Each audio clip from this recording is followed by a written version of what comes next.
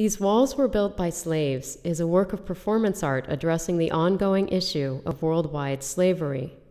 The performance was part of Ohio's 2010 annual Arts and Technology Festival, Ingenuity Fest.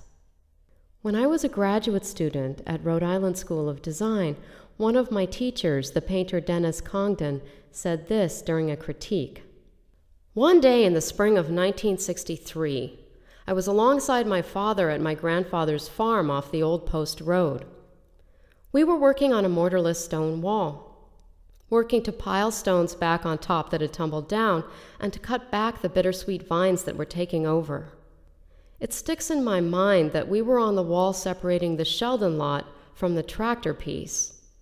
These lots have been the Congdon farm since the early 1700s when our forefather moved down from Providence. Sweating in the sun, my dad straightened up, dug out his bandana, and as he wiped his brow, he looked off down across the fields and said, 'Do you know who built these stone walls? White men never built these walls. Slaves built these walls.' Dennis continued, saying, 'I have never forgotten that moment, or the way it changed forever my view of home. Ever after, I lived in a different New England than the land where Frost Stone Wall connects and separates two neighbors.'"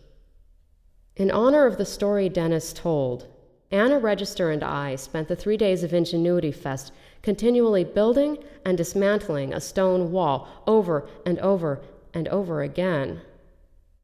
This act served as a kind of imperfect cleansing. Literally imperfect, as we became progressively filthy the longer we worked, and figuratively imperfect, as creating a performance, however poetic, is never a solution. These Walls Were Built by Slaves is partly about its own futility. With Dennis's story as its inspiration, the performance references monotonous make-work projects forced upon persons currently or historically deemed subhuman by societies at large. Slavery remains a global institution. As many as 27 million people are enslaved today.